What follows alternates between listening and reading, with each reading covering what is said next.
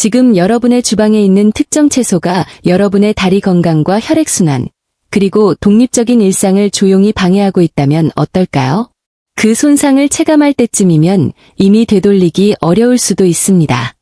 보통 60세가 넘으면 단순히 채소를 많이 먹으라는 조언만 듣게 되지만 수십 년간 어르신들을 돌봐온 전문가로서 말씀드리자면 진실은 그리 간단하지 않습니다. 어떤 채소는 안정적인 혈당과 원활한 혈류, 강한 근육을 지원하지만 일부 채소는 잘못된 방식으로 섭취할 경우 부종과 피로, 걸음걸이의 불안정을 유발합니다. 특히 취약한 분들에게는 위험한 혈전 발생 가능성을 높이는 내부적 스트레스를 주기도 하죠. 오늘 영상에서는 60세 이후 각별히 주의해야 할 채소 4가지와 반대로 식단에 더 자주 올려야 할 채소 4가지를 소개해드리겠습니다. 지금의 식습관이 향후 여러분의 보행과 사고력, 삶의 질을 결정합니다. 시작하기 전에 구독과 알림 설정을 확인해주세요. 내용이 유익하다면 댓글에 1분을, 개선이 필요하다면 0분을 남겨주시기 바랍니다. 감자튀김의 해로움은 혈관에서 즉각 느껴지지 않고 시간이 흐른 뒤 다리에서 나타납니다. 이것이 60세 이후 가장 기만적인 점입니다. 한 바구니의 튀김은 익숙하고 편안해 보이지만 노년의 신체에는 필요 이상의 과부하를 줍니다. 혈관이 딱딱해지고 순환이 느려지는 시기에 이는 치명적일 수 있습니다. 미국 65세 이상 노인 부상의 주요 원인은 낙상입니다. 낙상은 단순한 근육 약화뿐만 아니라 다리의 중압감, 느려진 반사신경, 부종 등이 복합적으로 작용해 발생합니다. 튀긴 감자는 고탄수화물, 지방, 과도한 나트륨의 결합체입니다. 전분은 혈당을 급격히 높여 당뇨병성 신경병증을 유발하고 발의 감각과 안정성을 잃게 만듭니다. 또한 과도한 나트륨은 체내 수분을 정체시켜 심장과 혈관에 부담을 주고 혈압을 높입니다. 이는 저녁 무렵의 발목 부종이나 다리의 피로감으로 이어집니다. 튀김을 채소 요리로 착각해서는 안 됩니다. 가끔 즐기는 간식으로 분류하고 평소에는 구운 감자나 찐 브로콜리 같은 대안을 선택하십시오. 문제는 채소 자체가 아니라 그것이 담긴 액체에 있습니다. 통조림은 편리하고 경제적이지만 소금물에 절인 제품은 고혈압, 부종, 신장 질환이 있는 분들에게 지원군이 아닌 방해꾼이 됩니다. 60세 이후의 신체는 과도한 나트륨을 예전처럼 쉽게 배출하지 못합니다. 나트륨으로 인한 수분 정체는 혈압을 높이고 발을 붓게 하여 걸음걸이를 불편하게 만듭니다. 많은 분이 다리가 무거운 이유를 단순히 노화 탓으로 돌리지만 식단이 원인일 때가 많습니다. 다리의 혈류가 원활하지 않은 상태에서 추가적인 체액 압력은 근육의 반응성을 떨어뜨리고 보행 효율을 저하시킵니다. 이는 결국 활동량 감소와 근력 약화라는 하향 나선형의 시작이 됩니다. 통조림을 드실 때는 반드시 무염 제품을 선택하시거나 조리 전 내용물을 흐르는 물에 충분히 헹궈내십시오. 풍미는 소금 대신 올리브유나 마늘, 허브로 내는 것이 현명합니다. 가장 안타까운 영양학적 실수는 나쁜 음식을 먹는 것이 아니라 잘하고 있다고 믿으면서 몸에 필요한 영양을 공급하지 못하는 것입니다. 양상추만으로 구성된 샐러드가 그렇습니다. 가볍고 소화가 잘 되어 건강해 보이지만 60대 이후의 신체가 필요로 하는 근육, 신경, 혈관 건강을 위한 영양소는 턱없이 부족합니다. 양상추는 대부분 수분입니다.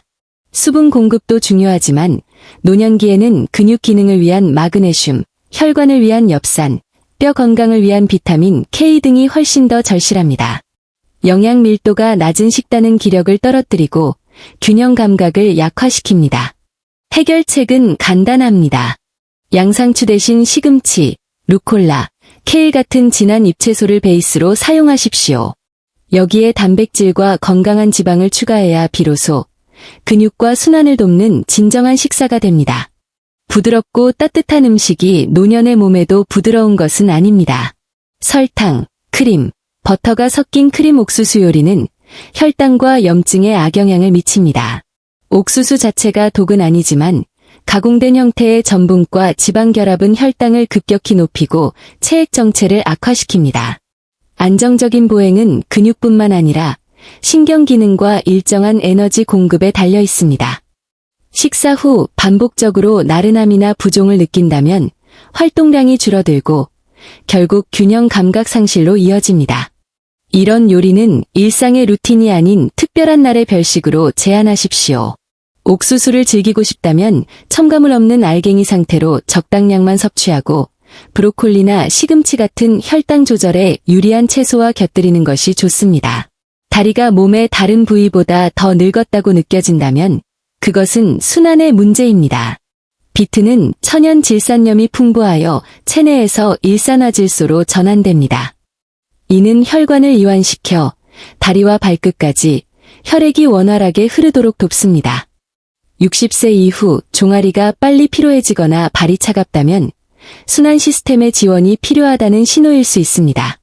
비트는 만능 치료제는 아니지만 혈류를 개선하고 에너지를 유지하는 데 훌륭한 전략이 됩니다. 익힌 비트는 소화가 쉽고 맛도 좋습니다. 다만 신장 결석 병력이 있는 분들은 섭취 전 전문가와 상의하시기 바랍니다.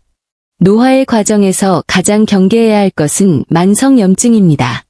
브로콜리는 단순한 건강식을 넘어 항염증 작용을 하는 설포라판과 비타민 K, 엽산 등을 제공하는 전략적인 식품입니다.